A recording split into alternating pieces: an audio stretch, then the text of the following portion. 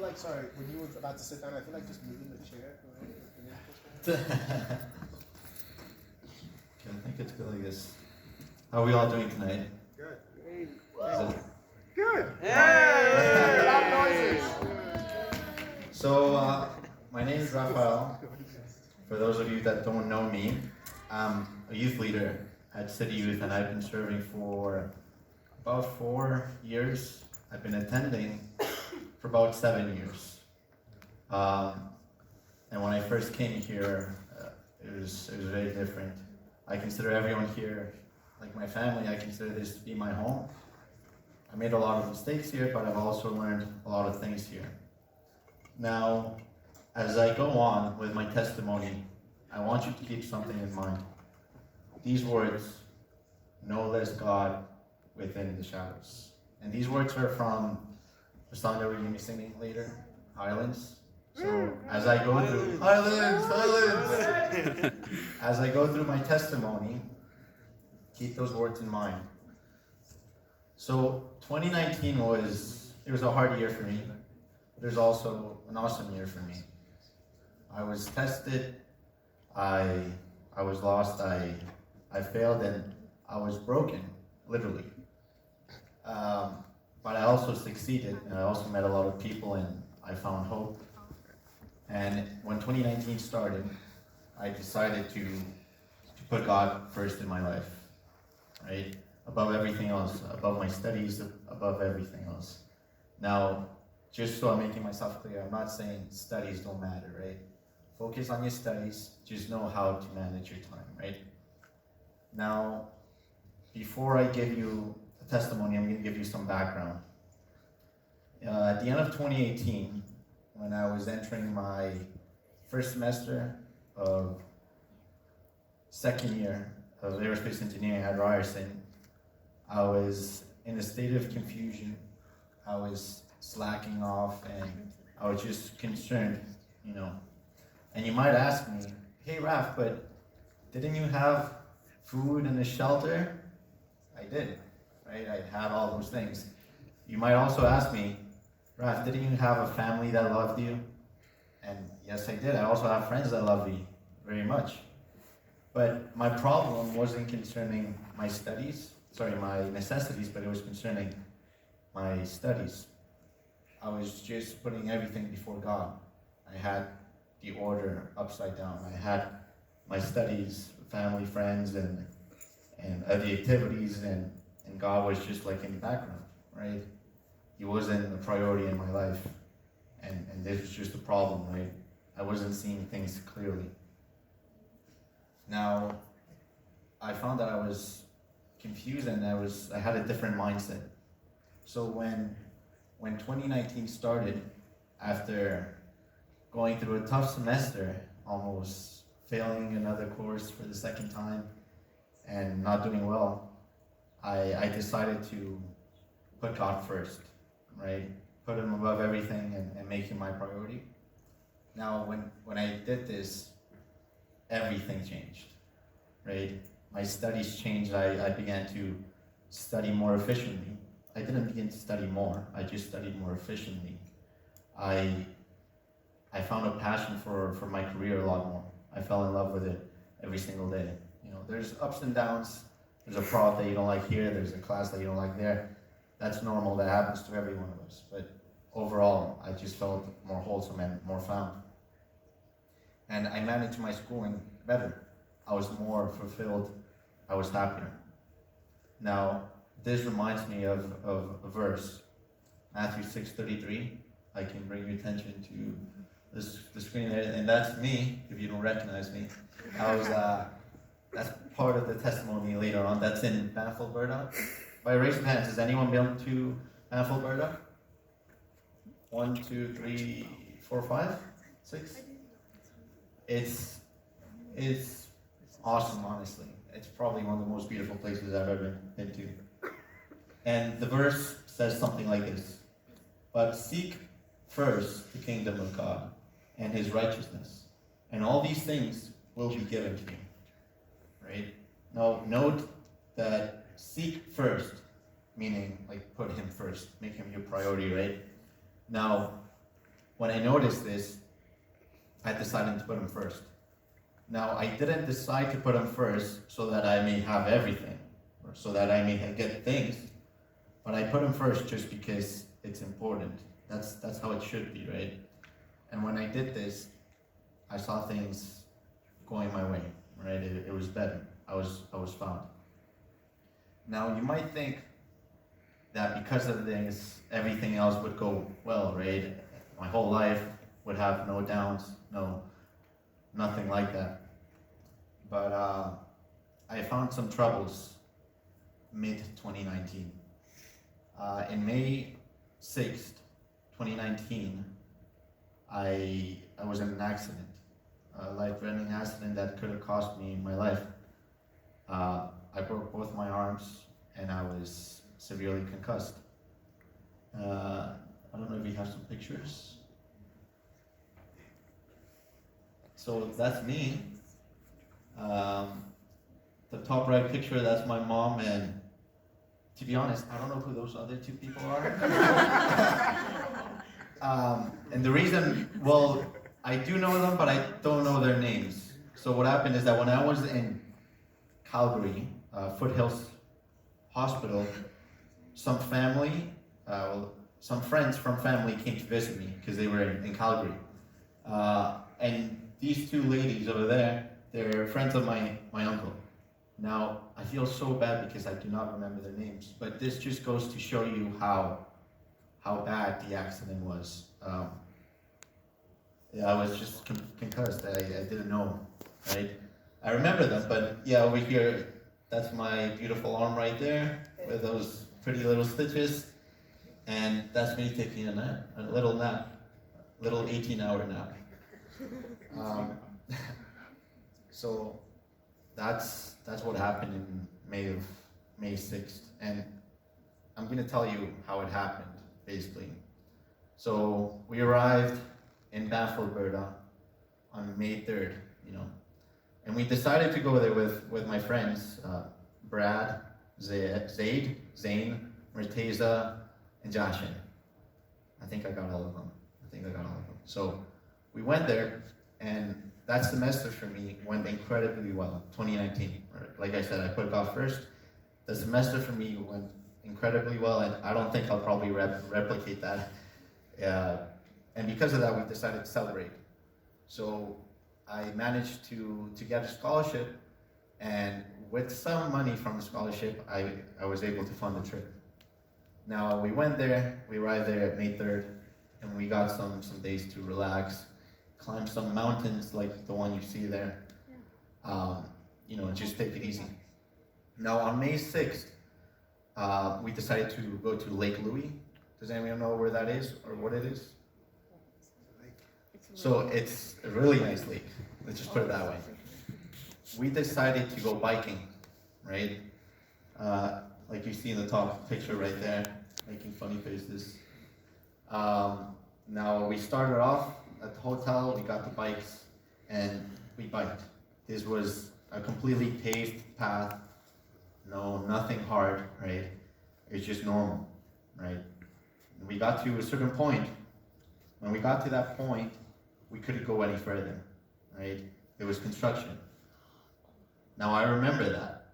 Now I remember returning, because we had to find another way. But when we were returning, I was going like this and then blank. I just don't remember anything else, right? So that's on my part. That's all I know.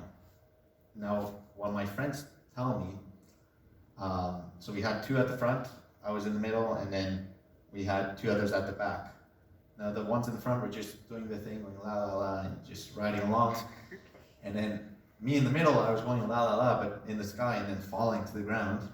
From what my friends tell me, I was flying like this, and then I fell to the ground. And then when the ones that caught up to me, they saw, and my friend Bradley, he's like, "Yo, Raph, get up, come on, it's not funny." Yeah, I get it, blah, blah, blah. But then he looked closer, and he saw blood, and he saw the bones sticking out, and all those things. And then they dealt with it very professionally. They called the ambulance, everyone that needed to be called. The ambulance arrived there, and the paramedics were trying to get me to the ambulance to transport me there. They didn't know if I had a back injury or anything like that. So they put me there. No, I don't remember this part, but what my friends tell me is that they asked me where I was from. They said, "Hey, Raf, where are you from?" And I immediately said, "Colombia." Now, I don't know why, but my friends started laughing and they started dying, and the paramedics, they were just confused. They were trying to find out where I was from, Canada, to see if I had any insurance. Now, yes, I do have a Canadian citizenship, and I do have all those things. I'm from Toronto, but whenever anyone asks me where I'm from, whether I'm conscious or unconscious, well, I was born in Colombia. That's where I'm from. I live in Toronto, right? I consider Canada my home as much as I do Colombia, but till this day, I don't understand why they find it funny. And they took me to Banff, the little clinic they had there. They couldn't do anything there just because my injuries were that grave. And then they took me to Calgary, to Foothills Medical Hospital. And then in the meanwhile, my friend was calling my mom. Then my mom was like, "Ah!" And then my dad was like, "Ah!" And my brother was like, "Oh, okay, damn." But yeah, like, the news just spread across the whole family, and people started praying, and people started crying, and all that stuff. Now, the day of, I believe, my mom flew out to Calgary to be with me. Now, from me not knowing anything, from a blank stage, I went to a bed in the hospital where I opened my eyes, and I saw my mom, and then I saw like my arms, and then I saw everything else. So that's kind of how it is. And I don't know if any of you have broken both arms or at least one arm before, but imagine being like this, right, and trying to take a shower. You can't move. I'm serious. Your arms are fixed like that. Some of you might have seen me. I look like a robot. I had to move like this. Now imagine like this and trying to take a shower, or trying to brush your teeth. Right? I would have to go like this kind of thing, or just going to the washroom, doing basic necessities. For a long time, my parents had to help me a lot. Right? I couldn't do anything. And now I got to a stage where I was like, okay, I think I can do this. You guys should go to work. I don't want you to miss out on that. let me try to do it. And I was able to put the food in the microwave, take it out like this, put it on the table, and eat it like this. But it was a lot of help before I could get to that stage.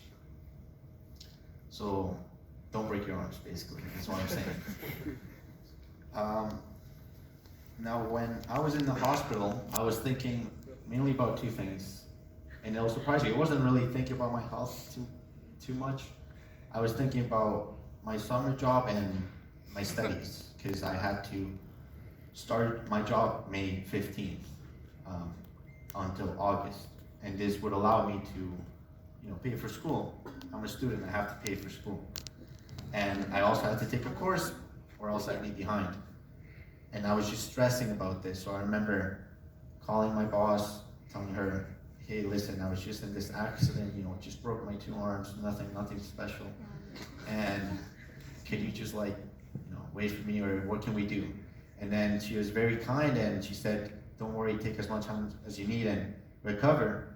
And if when July comes, you're ready for the camp, then you can come along. Because the first stage of the job is just planning and executing some other stuff." So my coworkers and my boss, shout out to them, just because they were very special and they helped me a lot. But all these things that I was thinking of, I was thinking about me this, me that, me blah blah blah, right? Now, I wasn't thinking about anyone else or anything else. Now, I came to a point that I realized that for the summer of 2019, and I don't know for how long, I was going to be physically, mentally restricted, right? I'm like this, and severely concussed, not much I can do. So at that point, I decided to invest time with God, to try to understand my situation and what He was trying to tell me through my situation. And this was very beneficial. I read the Bible a lot. It was a little hard given my state of mind, but I read it slowly and I read a lot of it, and I listened to a lot of music. Does anyone know Hillsong? Raise Hillsong? Highlands, Highlands! But I listened to them a lot, and I slept a lot as well. That's another thing that I did a lot. Now I was trying to understand my situation and to come to terms with it.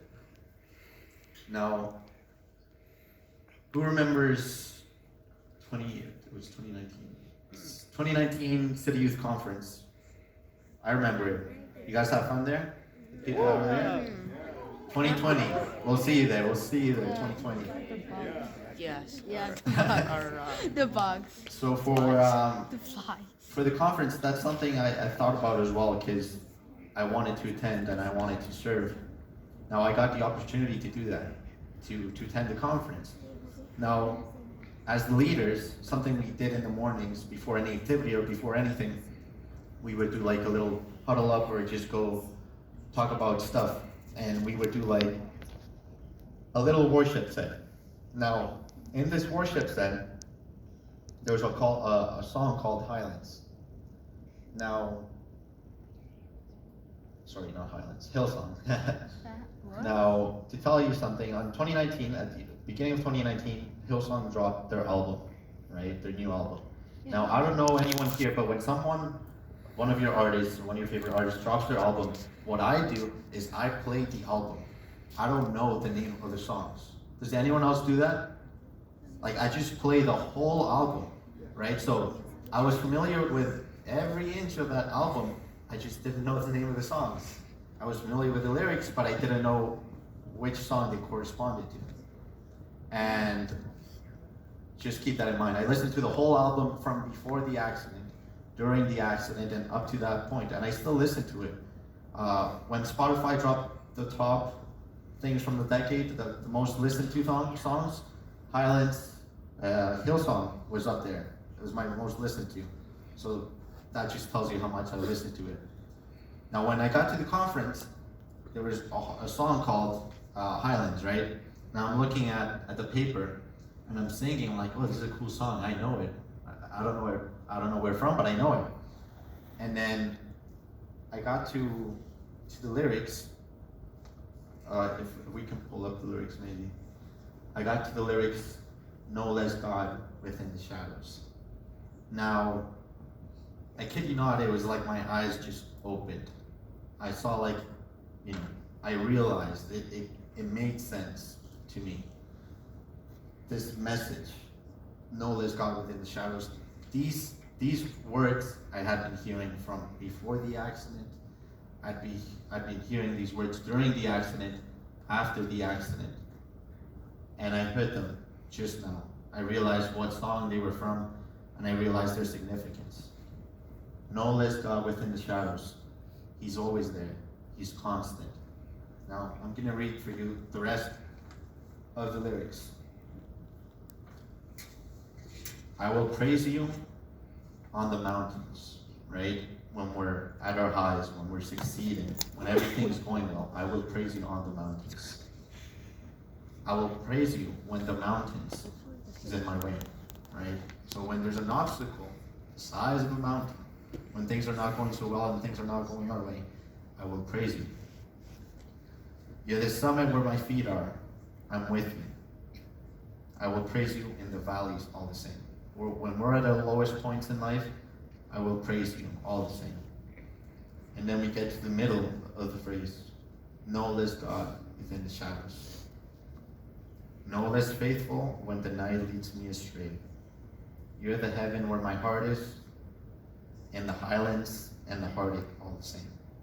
Right? So in this paragraph, these words, they stood out to me. I understood them. I knew they were there for me to see. And this was the mentality that I had for the rest of 2019 and for the 2020, I still had it, and hopefully I have this mentality for the rest of my life.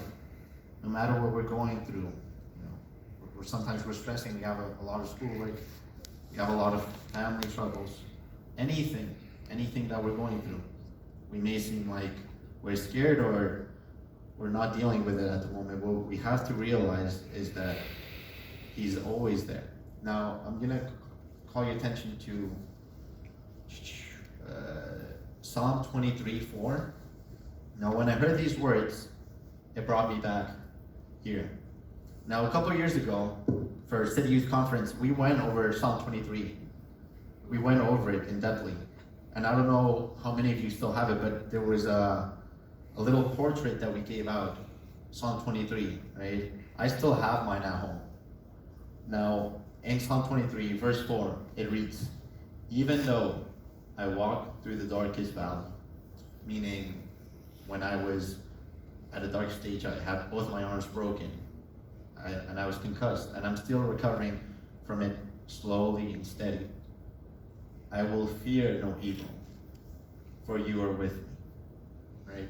Initially, when I was in my accident, I was scared, right? I'm human, I'm not perfect, so of course I was scared, right? Didn't know what was gonna happen, and never broken a bone before, and well, that sucks because I did now. But here, I'll tell you something, I've never been stung by a bee before, and that's something I'm planning on keeping that way. So, for you are with you. When we're walking through this valley, yes, we'll be scared. But what we have to realize is that He's with us. Sometimes we may not see Him. Sometimes we may not understand how He's dealing with stuff or how He's acting in our life, but He is there. And I promise you that He's always there dealing with you. Sometimes He allows things to happen so that we may get closer to Him, so that we may understand Him better. And that's how I came to terms with my accident. Now, when I reached this point, when I heard these words, immediately I said, okay, I'm gonna put these words on Insta bio, no less God within shadows. Like, if I could make a shirt, I'd probably make a shirt, no less God within shadows. But I saw it everywhere. I saw it before the accident, during, on people's stories, I saw it everywhere. Now, moving on, when I had this mentality, and I was starting my third year, my first semester at Ryerson, I was scared, right? I was like, okay, I have my arms broken, I'm concussed, I'm taking a full course load in engineering, I'm doing 10 hours of work a week, and I'm volunteering here at City Youth. A normal person would think, okay, he's definitely failing. Maybe not failed, but maybe he's definitely not doing well. He's definitely not going to do well. He's definitely going to lose his mind. He's definitely not going to be able to handle things. But when I put God first, 2019, and He's still up there, even more, things have been going well, right? So I put Him first that semester. And with all the things that I had, with all the obstacles and all the things I had to balance, I managed to get a really good mark. Not as good as the previous one, but it was still really good. I was very happy with that. And that just goes to show. That just goes to show what happens when God is first. Now, after I finished the semester, went to Colombia, got a little tan, spent time with the family, ate some good food, gained some weight, and, some fun stuff. And then 2020 came. Around the world, there hasn't been a lot of good things happening. Fire in Australia, viruses, and all that stuff. But we started off 2020 semester, and it's hard, maybe harder than last semester. And I'm still working, still coming to church. Now, just to tell you how great God is, He's good all the time. This past week, you saw me with a suit, with a blazer, right? Now, the reason for that was on Thursday last Thursday, I had entered an engineering competition. My friend said, hey, Raf, let's go do an engineering competition, right? And it was Friday. I was like, okay, sure. This was my first engineering competition. It was a 24-hour competition from Friday to Saturday. Now, I started off at 12. We went all the way till like 3:30 a.m., slept like an hour and a half, back to developing our idea. Now, when we finished, the judges selected our idea as a winner idea, and we got a prize, and we got the chance to work the Concussion Legacy Foundation and other cool people, and this was just my first attempt, right? And this was with me putting God first. Now, my week started off like that, right? It was awesome. Now this Monday that just happened, I check my phone and I look and I say, Rafael, blah blah, I get selected for an interview with an aircraft company up north in North York. Now I was freaking out because my friend had been selected for that, and I thought she got the job, but apparently there was another job. So right away I asked her what questions, like prepare me, help me. I asked my other friend and he gave me some good tips. And from Monday and Tuesday I was preparing. And the most important part of my preparation, I messaged the Slack chat and I asked everyone here to pray for me. I messaged my family, like the 2 WhatsApp chats. I don't know who here has large families, but I have a very large family, so on a daily there's 500 messages on my WhatsApp, so I asked that they could pray for me. This was before the interview that I had on Wednesday. Now I went very prepared. I was wearing the suit. I showed up an hour early. I had a portfolio. It wasn't even necessary, it wasn't even optional. I went in, I did the interview. I felt all right, you know, I didn't feel like, yes, I got the job, but I also didn't feel like, no, I didn't. I felt like it was good. Now, on Wednesday, I checked my phone just to make sure that they replied to me. On Thursday, they finished their interviews. So they decided, and then they emailed Ryerson. Now I was talking to Ian on Thursday, and I was telling him about this job opportunity, and he was telling me, don't worry, Raph, you'll get it, right?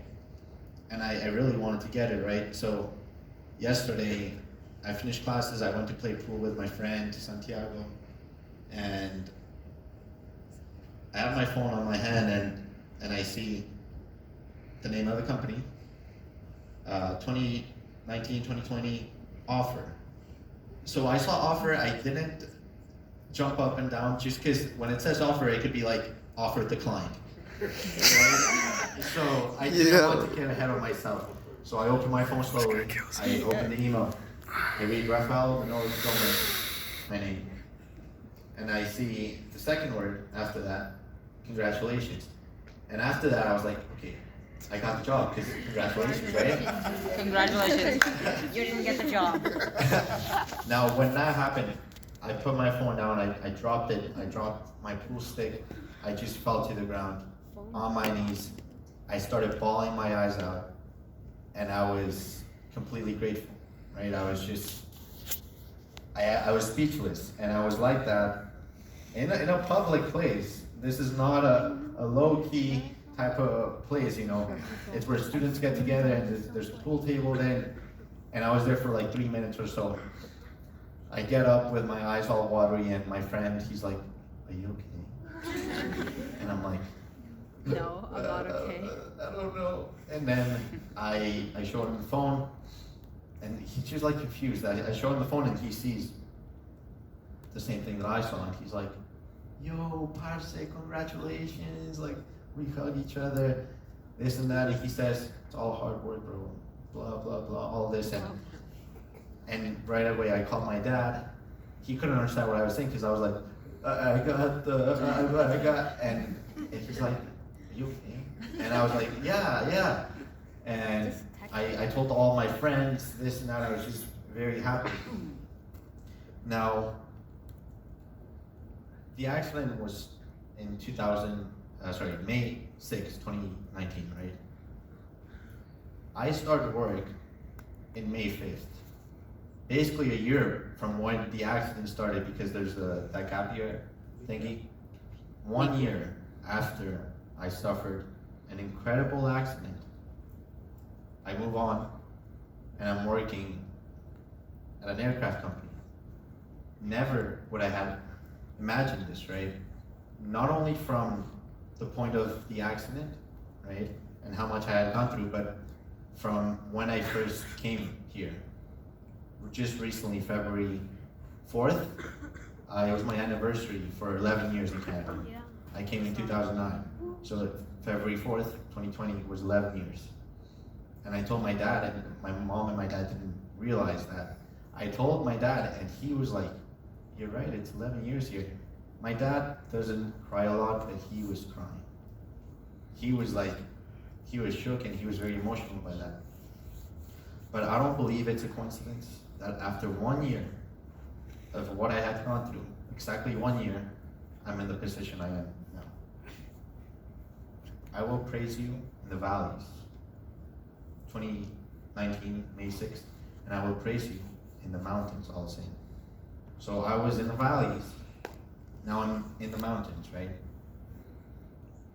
May 5th, 2020. I'm excited for the job, I'm excited to see where things go, but what I'm trying to say is, you may be going through something right now. Last week we talked about anxiety, you may be going through that. You may be going through stress.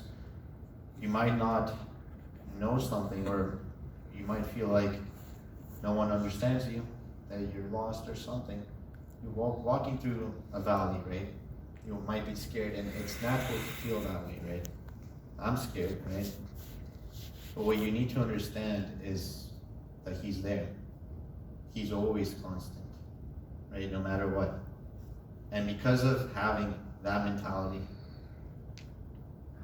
it's just been completely different. Completely different. And I want you to keep those words stuck in you. Know this God within the shadows. Now, when you hear me and everyone else say, Harlan's, Harlan's, yes, it's partly a joke, but when I say it, you have to understand that there's meaning behind it. So when I say it, it's not so much because I want it to be played, but because there's meaning, right? I love the song, right? It has awesome melody and awesome message, but it just opened my eyes. And hopefully you're in the same place, and you may be walking with God, right? Regardless of your situation, you may understand that He's with you no matter what. Thank you. Thank you for listening. That was